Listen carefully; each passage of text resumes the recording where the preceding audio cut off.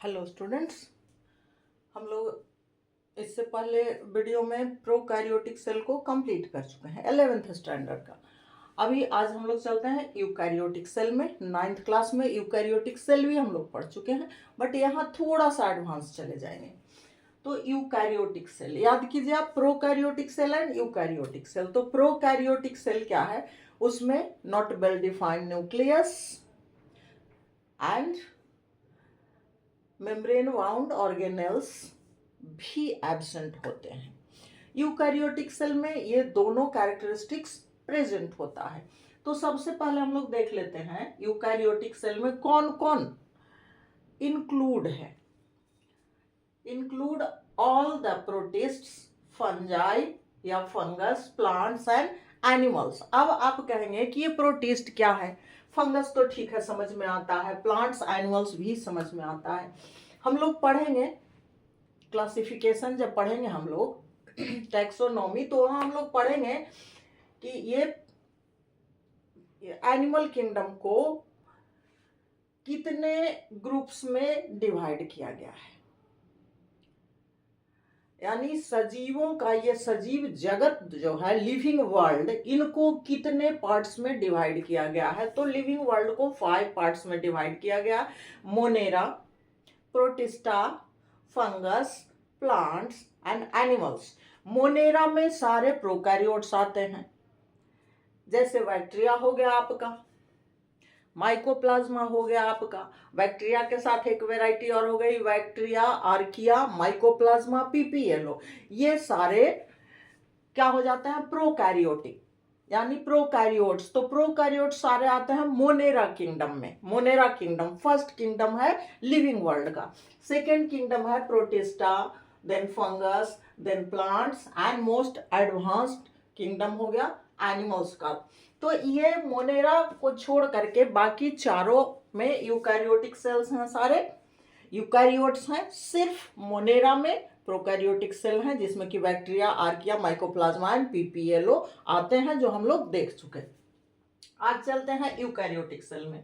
अब ये तो इसमें इंक्लूड हो गया kingdom, protista, fungus, plants and animals. हम लोग इसको पढ़ेंगे जब क्लासिफिकेशन पढ़ेंगे। तो अब कहता है possess an organised nucleus with a nuclear envelope. हम लोग प्रोकैरियोट में पढ़ चुके हैं कि विदाउट मेम्ब्रेन, बिना मेम्ब्रेन के, यानी नॉट वेल मेंटेन न्यूक्लियस, और ऑर्गेनेल्स भी एब्सेंट हैं, मेम्ब्रेन वाउंड। बट यहाँ उसका just opposite, possess an organised nucleus, इसमें वेल मेंटेन न्यूक्लियस होता है विथ ए न्यूक्लियर इनवेलप, और उसके ऊपर मेम्ब्रेन भी होता है, यानी न्यूक्लियर इनवेलप भी होते हैं न्यूक्लियस के ऊपर। ये कॉमन कैरेक्टरिस्टिक्स यूकैरियोटिक सेल का है। Have a variety of complex locomotory and cytoskeletal structure. कहता है कि और क्या होता है, ए variety of complex locomotory and cytoskeletal structure.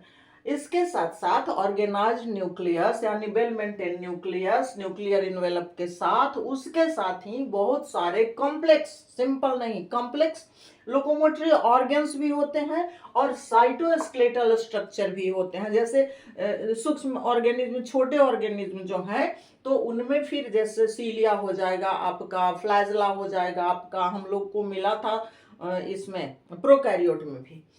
तो इस तरह से कहता है कि सेकेंड कॉमन कैरेक्टरिस्टिक्स यूकैरियोट का हो गया complex locomotory and cytoskeletal structure, यानी लोकोमोटरी ऑर्गन्स भी होते हैं और साइटोस्केलेटल से बने हुए भी बहुत सारे स्ट्रक्चर्स होते हैं। थर्ड में genetic material organised into chromosomes. Genetic material chromosome के फॉर्म में ऑर्गेनाइज रहते हैं, संगठित रहते हैं, अच्छे से बने हुए रहते हैं। प्रोकैरियोट में हम लोग को क्या मिला था क्रोमोसोम के नाम पर, circular DNA, single circular DNA, either nucleoid और प्लाज्मिड, दोनों में तो वही था।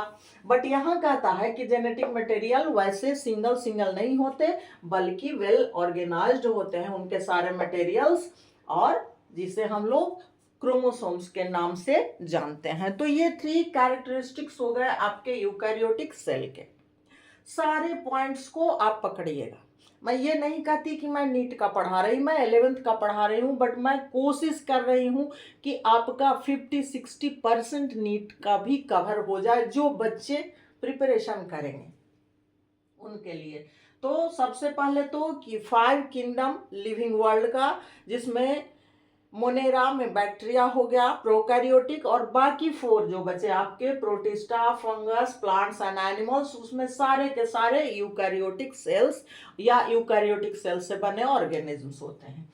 इसमें वेल मेंटेन न्यूक्लियस होता है विथ न्यूक्लियर इन्वेलप, न्यूक्लियस के ऊपर न्यूक्लियर इन्वेलप होते हैं, लोकोमोटरी ऑर्गन्स होते हैं और साइटोस्केलेटल स्ट्रक्चर्स भी होते हैं। जेनेटिक मटेरियल क्रोमोसोम के फॉर्म में ऑर्गेनाइज यानी अच्छे से मेंटेन रहता है। अब हम लोग चलें इसमें, इसका स्ट्रक्चर जो 9th क्लास में हम लोगों ने पढ़ा, और उसमें भी हम लोग सेल ऑर्गेनेल्स अलग अलग पढ़ चुके हैं, बट मैं पहले ही बोली थोड़ा एडवांस यहाँ चलेंगे। तो सेल मेम्ब्रेन से हम लोग स्टार्ट करते हैं। अब हो गया आपका कौन कौन किंगडम है, जनरल कैरेक्टरिस्टिक्स यूकैरियोटिक सेल का। अब आ जाते हैं cell membrane. Cell membrane and cell wall दोनों प्रेजेंट होता है यूकैरियोटिक सेल में। जैसे प्लांट सेल ही लीजिए तो सेल वॉल होते हैं, एनिमल सेल लीजिए सेल मेम्ब्रेन होते हैं, अमीबा भी ले लीजिए सिंगल यूनिसेलर ऑर्गेनिज्म है, सिंगल सेल्ड ऑर्गेनिज्म है, तो उसमें भी सेल मेम्ब्रेन या प्लाज्मा मेम्ब्रेन होते हैं। तो अब सेल मेम्ब्रेन का स्टडी करना है।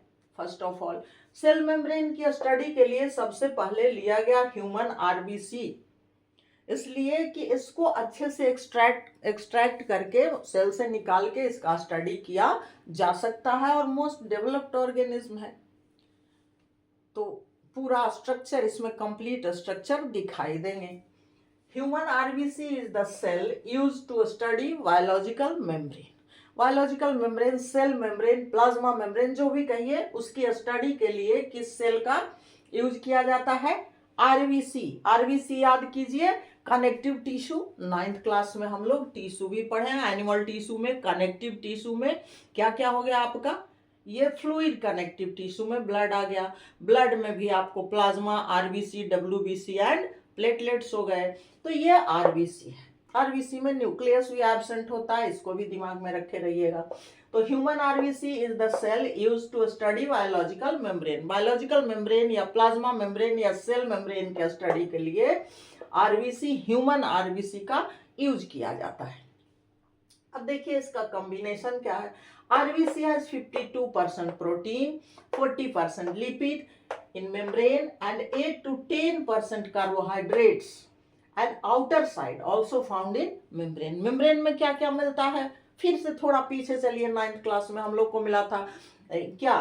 फास्फोलिपिड बाइलेयर, प्रोटीन्स उसमें मिले थे, कार्बोहाइड्रेट मिले थे, कोलेस्ट्रॉल मिले थे, वो सारे यहाँ भी हैं, बट यहाँ पे कुछ रेशियो दिया हुआ है। ये आरबीसी के मेम्ब्रेन का ही रेशियो है 52% अप्रॉक्स, थोड़ा ज्यादा थोड़ा कम भी हो सकता है, बट ये बीच का रेशियो है approx. 52% protein, 40 lipid and protein and lipid.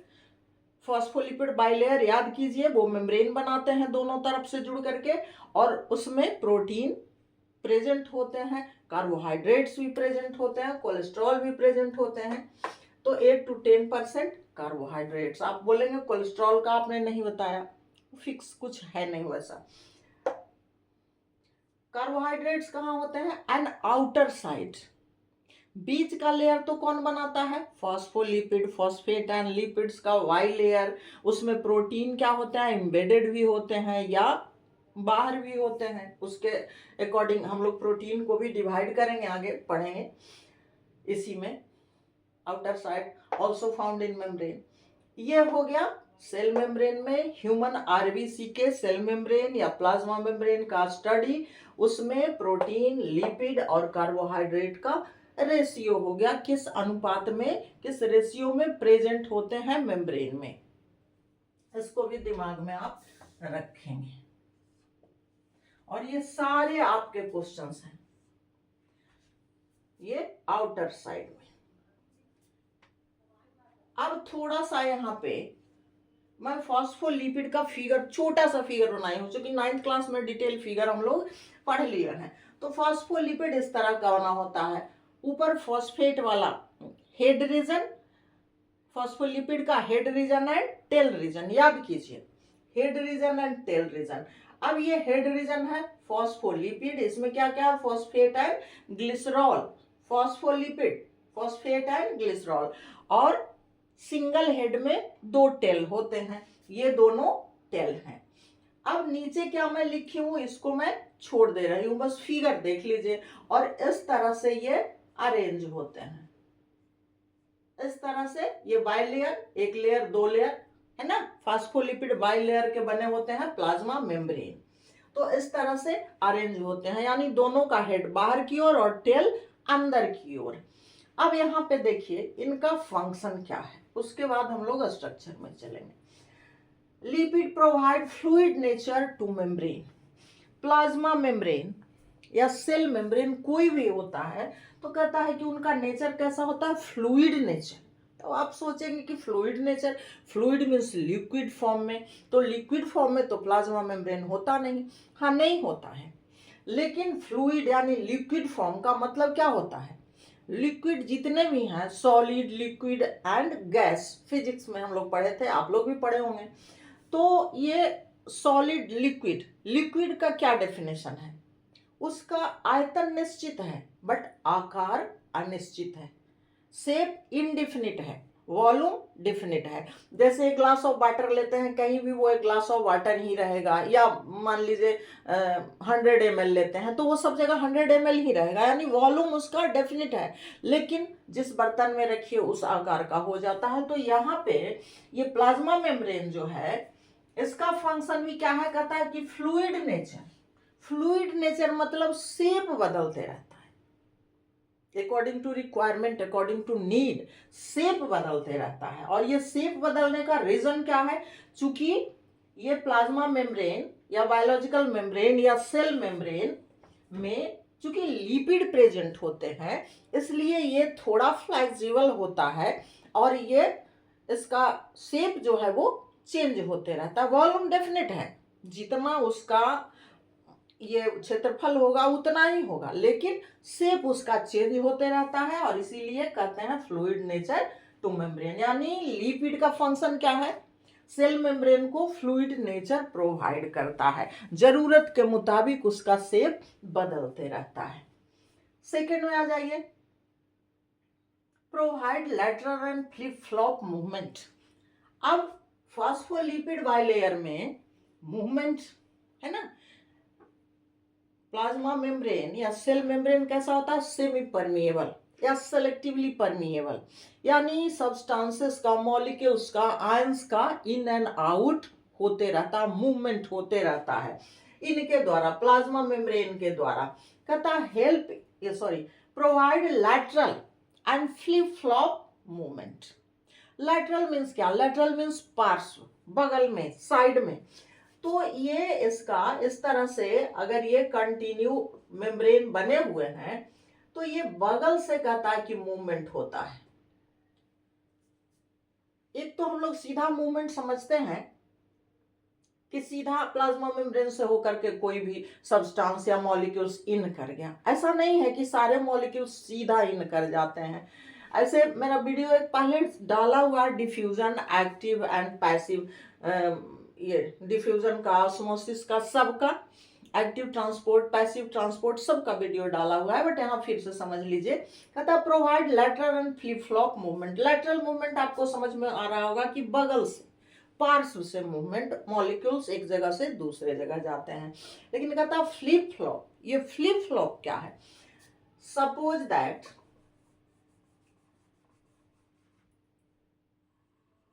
ये रफ फिगर मैं बना रही हूं, ऐसा नहीं सोचिएगा कि अच्छा सुंदर सा फिगर है। इस तरह से मान लीजिए कि दोनों तरफ से ये फॉस्फोलिपिड बाइलेयर के प्लाज्मा मेम्ब्रेन बने हुए हैं। अब इसमें मॉलिक्यूल्स फ्लिप फ्लॉप मूवमेंट में मीन्स क्या होता है, अंदर से बाहर और बाहर से अंदर। तो ये हेड रीजन जो है लिपिड का इस तरह से बाहर की ओर है और टेल रीजन अंदर की ओर है। थोड़ा सा समझ लीजिएगा, ज्यादा इसको समझने की जरूरत नहीं है। तो ये लिपिड मॉलिक्यूल्स जो हैं वो डायरेक्ट इसमें नहीं जा करके बगल से ट्रांसपोर्ट होते हैं इस तरह से, या फिर यहां से इस तरह से। तो इस तरह के मूवमेंट को फ्लिप फ्लॉप मूवमेंट कहते हैं। कहा गया लैटरल एंड फ्लिप फ्लॉप। ये बगल से बिल्कुल नीचे लिपिड मॉलिक्यूल से सीधा यहां से चला जाता है उसके दूसरे हेड रीजन में, टेल रीजन को क्रॉस करके।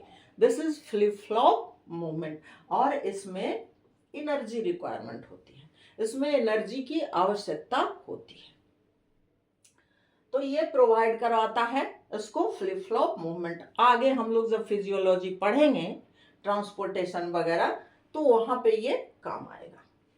Help in cell growth, division और सेल ग्रोथ यानी सेल की वृद्धि, बड़ा होने में, बढ़ने में, सेल डिवीजन में, एक्सो एंड एंडोसाइटोसिस यानी मॉलिक्यूल्स को अंदर जाने और बाहर जाने। एक्सो हो गया बाहर, एंडो हो गया अंदर। तो ये सारे फंक्शन भी कौन करता है? लिपिड्स के प्रेजेंस के कारण होता है। चूंकि पहले ही कह दिया फ्लूइड नेचर का होता है, लचीला होता है, फ्लेक्सिबल होता है। तो ये lateral and flip flop movement provide करवाता है लिपिड, और सेल ग्रोथ में हेल्प करता है, सेल डिवीजन में हेल्प करता है, एक्सो एंड एंडोसाइटोसिस, एक्सोसाइटोसिस या एंडोसाइटोसिस, इन दोनों में भी हेल्प करता है, एंड सेल जंक्शन फॉर्मेशन। दो सेल आपस में जहां पे जुड़ते हैं तो सेल जंक्शन का फॉर्मेशन करने में, जो वाल का फॉर्मेशन होता है, इसका भी, इसमें भी लिपिड का काम है, लिपिड हेल्प करता है। तो ये हो गया आपका लिपिड का स्ट्रक्चर। सबसे पहले तो यूकैरियोटिक सेल का, ये किस किस किंगडम में पाए जाते हैं? तो मोनेरा छोड़ के सब में, यानी बैक्टीरिया का ग्रुप छोड़ के सब में यूकैरियोटिक सेल है। बेसिक कैरेक्टरिस्टिक्स हो गया। उसके बाद हम लोग स्टार्ट करते हैं ऑर्गेनेल्स से, तो सेल ऑर्गेनेल में हम लोग चले। सेल ऑर्गेनेल में स्टडी बायोलॉजिकल मेम्ब्रेन के लिए ह्यूमन आरबीसी का किया जाता है। उसमें अप्रोक्स उसका कॉम्बिनेशन ये हो गया आपका 52 protein, 40 lipid and 8 to 10 carbohydrate, जो कि आउटर लेयर कार्बोहाइड्रेट बनाता है, और फास्फोलिपिड बाइलेयर का बना हुआ होता है मेम्ब्रेन।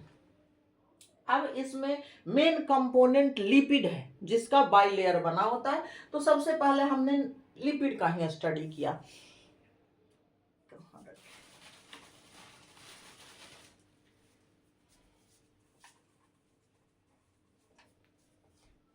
सबसे पहले हमने लिपिड का ही स्टडी किया। लिपिड क्या करता है? लचीला होता है, फ्लेक्सिबल होता है, फ्लूइड नेचर का होता है, यानी कोई भी मूवमेंट, चाहे आयन को अंदर जाने, बाहर जाने, और सेलेक्टिवली परमिएबल होता है, उसमें मदद करता है। यानी शेप डिफिनिट इसका नहीं होता, वॉल्यूम डिफिनिट होता है। Provide lateral and flip flop movement, और लैटरल मूवमेंट यानी साइड से सीधे सीधे मेम्ब्रेन क्रॉस करके कर जाते ही हैं, मूव करते हैं मॉलिक्यूल्स एंड आयंस, बट बगल से भी ये मूवमेंट होता है इनमें, नीचे से ऊपर की ओर, ऊपर से नीचे की ओर, अंदर से बाहर की ओर, बाहर से अंदर की ओर। ऐसे मूवमेंट को फ्लिप फ्लॉप मूवमेंट कहते हैं, और ये एनर्जी रिक्वायरमेंट वाला मूवमेंट है। उसके बाद कहता है और क्या हेल्प करता है लिपिड? तो सेल ग्रोथ में, सेल डिवीजन में, एक्सोसाइटोसिस यानी मॉलिक्यूल्स को बाहर निकलने में, आयंस को बाहर निकलने में, आयंस को अंदर जाने में, एंडोसाइटोसिस में, और सेल जंक्शन के फॉर्मेशन में, यानी दो सेल जहां पे जुड़ते हैं, ज्वाइंट होता है, वहां पे जो बाल फॉर्मेशन होता है उसमें। अब देखिए थोड़ा सा लिपिड का स्ट्रक्चर, यहाँ मैं फिगर बनाई हूं, मैं बोली थी छोड़ दी हूं, इसको बस जरा सा देख लीजिए। लिपिड हैज ए स्ट्रक्चर, यहाँ पे मैं लिखती हूँ, lipid has a polar hydrophilic head and a non polar hydrophobic tell. याद कीजिए 9th क्लास में भी हम लोग पढ़े थे कि फॉस्फोलिपिड्स जो है, तो ये लिपिड में एक हेड रीजन होता है और टेल रीजन होता है। हेड सिंगल होते हैं और उसमें दो टेल निकले होते हैं। तो ये कहता है क्या कि lipid has a polar hydrophilic head. ये हेड रीजन इसका जो है ये पोलर, ध्रुवीय होता है, इसलिए ये कैसा होता है? हाइड्रोफिलिक, यानी हाइड्रो जहां लग गया वाटर, वाटर से प्रेम करने वाला, यानी वाटर को आसानी से घुलने मिलने देगा, आने जाने देगा। हेड रीजन फॉस्फोलिपिड, इसमें क्या क्या होता है? Phosphate and glycerol. अब टेल रीजन हुआ हमारा and a non polar hydrophobic tell. ये हेड रीजन पोलर है, ध्रुवीय, और टेल रीजन नॉन पोलर है। तो पोलर रीजन जो भी होगा वो हाइड्रोफिलिक होगा, उसको वाटर से प्रेम होगा, वाटर को क्रॉस करने देगा, अपने से पास होने देगा। लेकिन जो नॉन पोलर रीजन होते हैं वो हाइड्रोफोबिक होते हैं, उनको वाटर से फोबिया यानी घृणा, नफरत होती है, उनको वो अपने से होकर के घुलने मिलने नहीं देते हैं। तो इसका टेल रीजन जो है ये हाइड्रोफोबिक होता है और हेड रीजन हाइड्रोफिलिक होता है। इसीलिए मेम्ब्रेन का जो स्ट्रक्चर है उसमें देखिएगा कि दोनों आउटर साइड में हेड रीजन है, क्योंकि वाटर से उनको कोई प्रॉब्लम नहीं है, वो पोलर और हाइड्रोफिलिक रीजन है। लेकिन टेल रीजन हाइड्रोफोबिक है, इसलिए दोनों अंदर होता है, क्योंकि वाटर में ये घुलते मिलते नहीं और ना ही उसे क्रॉस करने देते हैं। तो ये स्ट्रक्चर है। Lipid has a polar hydrophilic head and a non polar hydrophobic tell. इसीलिए दोनों हेड रीजन बाहर की ओर होते हैं ताकि वाटर से प्रॉब्लम ना हो, और टेल रीजन अंदर की ओर होते हैं क्योंकि वो हाइड्रोफोबिक होते हैं। हाइड्रोफोबिक जो भी नॉन पोलर होगा वो हाइड्रोफोबिक होगा, जो पोलर होगा वो हाइड्रोफिलिक होगा। अब यहाँ पे आ जाइए थोड़ा फिगर में समझने के लिए अच्छे से। कहता है ये हेड रीजन है, फॉस्फोलिपिड, फॉस्फेट एंड ग्लिसरॉल दोनों है इसके अंदर, और ये पोलर है। पोलर मीन्स क्या, जिसपे पोल होते हैं पॉजिटिव और निगेटिव, तो वो आराम से आयंस के साथ बॉन्ड बनाएगा और इसलिए हाइड्रोफिलिक होता है। तो ये फॉस्फोलिपिड वाला head region, phosphate plus glycerol. अब आ जाइए टेल रीजन में। टेल रीजन में कहता है सैचुरेटेड हाइड्रोकार्बन चेन। ध्यान से सुनिएगा, head region phospholipid, phosphate and lipid, ये पोलर रीजन है, यानी इस पे प्लस माइनस दोनों पोल हैं, तो आराम से ये बॉन्ड बना सकता है वाटर के साथ भी, प्लस माइनस, इसलिए ये हाइड्रोफिलिक होता है। लेकिन टेल रीजन जो है कहता है सैचुरेटेड। सैचुरेटेड मीन्स संतृप्त। जैसे आपको भूख लगी है, आपने भरपेट खाना खा लिया, अब कुछ भी कोई लाकर दे दे, आप कहेंगे नहीं खाना, हम संतृप्त हो गए, सैचुरेटेड हो गए। तो फिर उसको किसी के साथ, यहाँ पे हाइड्रोकार्बन चेन है बट सैचुरेटेड हाइड्रोकार्बन चेन है, तो ये सैचुरेटेड है, संतृप्त है, इसको किसी के साथ रिएक्शन करने की या बॉन्डिंग बनाने की जरूरत नहीं है। तो फिर वाटर के साथ ये क्यों बॉन्ड बनाएगा, इसलिए ये हाइड्रोफोबिक होता है। इस बात को दिमाग में रखिएगा, टेल हाइड्रोफोबिक होता है। यहाँ पे इसको भी, ये हेड रीजन है, टेल रीजन, ये फॉस्फोलिपिड है, तो ये फॉस्फोलिपिड, फॉस्फेट प्लस ग्लिसरॉल, ये पोलर रीजन है इसलिए हाइड्रोफिलिक है, वाटर के साथ बॉन्ड बनाता है प्लस माइनस। और ये सैचुरेटेड, मेन पॉइंट इसी को याद रखना है कि सैचुरेटेड, टेल जो है सैचुरेटेड, संतृप्त है, उसको और जरूरत नहीं किसी के साथ बॉन्ड बनाने की, और नॉन पोलर है, सैचुरेटेड है इसलिए नॉन पोलर है, क्योंकि उस पर कोई पोल ही नहीं है, प्लस माइनस। देखिए सैचुरेटेड हाइड्रोकार्बन चेन, इसलिए ये क्या है, नॉन पोलर टेल हो गया, और नॉन पोलर है तो हाइड्रोफोबिक हो गया, इसको वाटर से जरूरत ही नहीं, उससे फोबिया है, इसको नहीं जरूरत, नहीं घुल मिल सकता इसमें, इसलिए टेल हाइड्रोफोबिक, नॉन पोलर, और head region polar hydrophilic region होते हैं। ये हो गया आपका लिपिड। आज मैं यहीं पे छोड़ रही, नेक्स्ट क्लास में हम लोग चलेंगे प्रोटीन में, सेल मेम्ब्रेन में ही प्रोटीन में चलेंगे, इससे आगे आज मैं यहीं पे छोड़ रही हूँ। Okay, thanks.